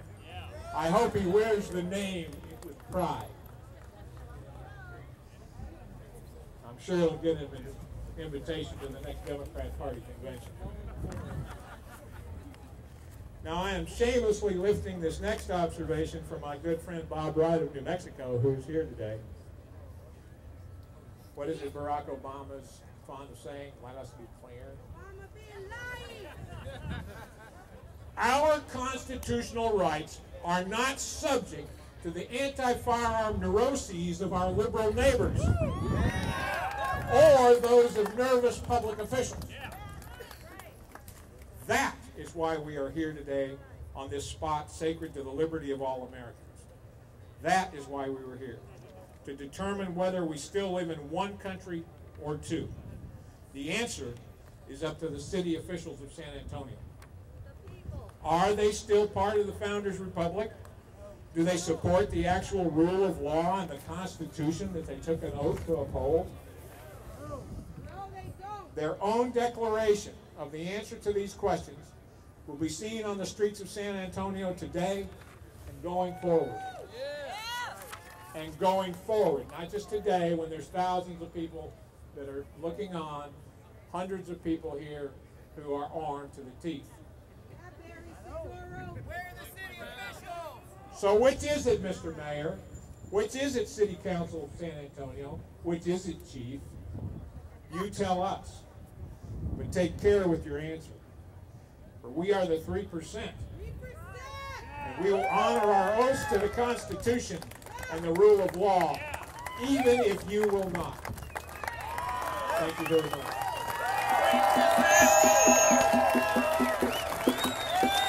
Thanks again. All right, we're almost done.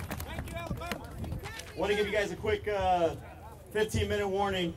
This is the shotgun that we're raffling off. All right? This is to benefit Open Carry Texas to help us do more of these events. Raffle tickets are $10 a piece. There's only 500 of them total, and we've sold most of them. Over here under this light post, look for Jason to get your tickets. We've also got some AR-15 furniture that we're giving away. We've got this flag that's flying over the Alamo today is flying in honor of this event, so you'll get a certificate and that flag. We're giving that away. And a few other things. We got Mark Levin's book, Ameritopia. Commemorative pistol grips. Oh, commemorative pistol grips for 1911. 3 of them, custom made just for this event. There are only 3 in existence. And because we limited the amount of tickets to 500, you've got a pretty decent chance of winning a shotgun. So it's not like everybody out here is going to get one. Anyway, right over here underneath the light post. I want to go to our next guest. Is Mr. Stuart Rhodes. He is the founder and president of Oath Keepers. And I want to really quick address one more time the active duty soldiers here. Service members, excuse me, I'm an Army guy. Service members, regardless of what branch you're in.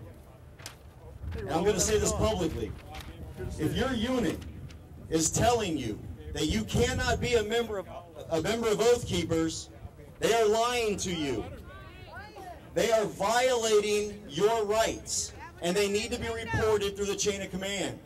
You have a right to be a member of Oath Keepers. You have a right not to be harassed for being a member of Oath Keepers.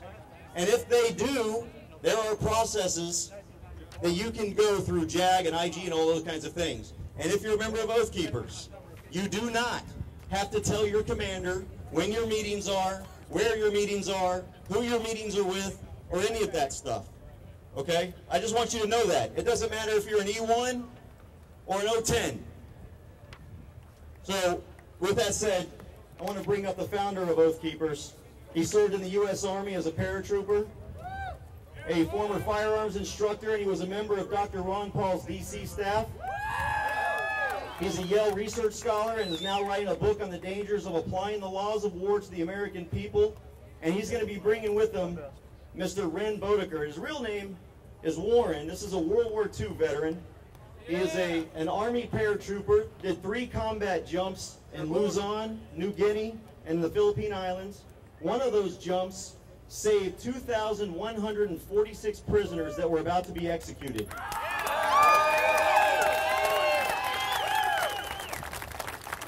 He goes by the name Wren because he wanted to take the war out of Warren. So I want to welcome Mr. Stuart Rhodes and World War II hero Wren Boetticher.